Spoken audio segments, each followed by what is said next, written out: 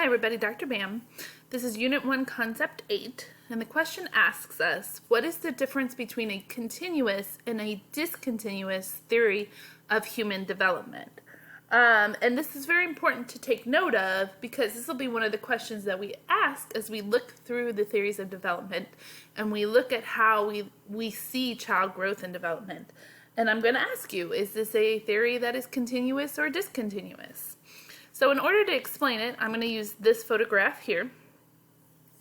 And you can see the little girl on the right is kind of on a slant. And so when we look at talk about a continuous theory, that is a theory that sees development as ever going, ongoing, no stages, just straight occurring.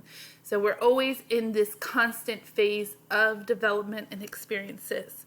Most of these theories are based on more nurture type concepts in that you're going to develop as you experience and have access to that more knowledgeable other, that person that can help support and guide your development, or those experiences that can help support and guide that development.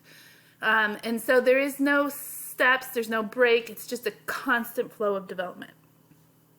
Now on the other side, we see the girl kind of going up the stairs. And this is what we look at as a discontinuous theory of development.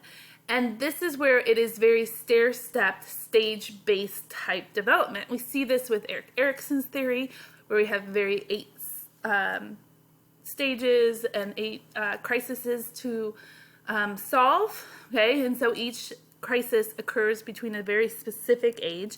And the idea almost in the theory is that there is a stop and a start, and if you haven't reached that development by the time that you're within the range of typically developing, then there must be something wrong. There must be some type of delay to development, and for some reason.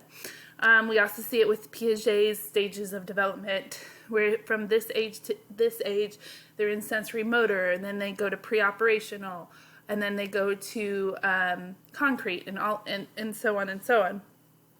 And so when we're talking about a discontinuous stage of development, there is a stop and a start to the specific range where development should occur. And then there is a new start and a new stop, and so on, all the way through adulthood. And so continuous, nonstop, continuous development, discontinuous, very stage-oriented stops and starts of development. Hope that helps, and looking forward to reading your answers.